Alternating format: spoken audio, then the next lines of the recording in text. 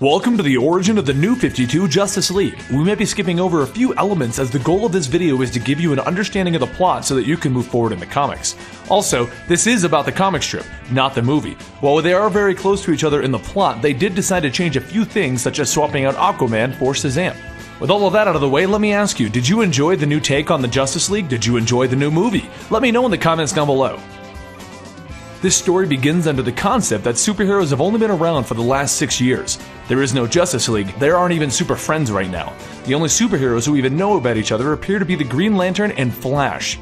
Batman is also considered a criminal, and Superman is considered a scary alien guy. Over in Gotham, a mysterious enemy has been prowling around causing problems on the rooftop. Since Batman has only popped up recently on the scene, the local police believe the creature is him, and so does the Green Lantern. At first, the Green Lantern is chasing Batman around, thinking him to be the troublemaker, but once they sort out who the actual enemy is, Batman and the Green Lantern chase the enemy together, and it turns out to be a parademon. Once they have the parademon cornered, he blows himself up, leaving behind a father box. And as it appears to be alien in origin, Batman decides to go question Superman, the only known alien on Earth. Green Lantern decides to tag along since aliens are kind of his thing. Not knowing who they are, Superman starts swinging his fists wildly. Green Lantern calls in the Flash, and all four men start having a superhero rumble. But Batman realizes everyone is a good guy by the way that Superman is holding his punches and not destroying his own city. They all decide to work together to figure out what this father box is. But before they can make any real progress on it, a boom tube opens and parademons fly through. Meanwhile, high school student Vic Stone is visiting his father at Star Labs when the boom tube they were keeping there for studies explodes, causing Vic Stone to be caught in the explosion.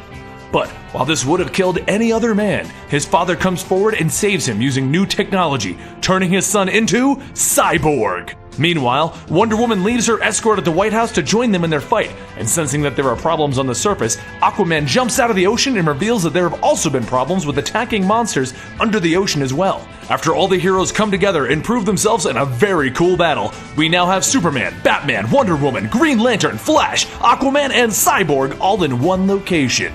And it turns out to be just in time as the true villain of our story arrives. Darkseid descends on them and informs them that it is he who started this invasion. He sees the problems with what was supposed to be a simple invasion. He sees it as these heroes. He fires his Omega beams at them, and Flash and Superman begin to outrun them. And luckily it turns out that the Flash is fast enough, but Superman isn't, and is knocked out completely and carried away by Darkseid's parademons. Green Lantern then shows his cockiness and tries to repeatedly attack Darkseid to no avail. He probably would have continued this until Batman convinces him that they need to work together as a team and come up with a plan. He then puts Green Lantern in charge of putting the team together and chases Superman inside, having a parademon carry him inside of the boom tube.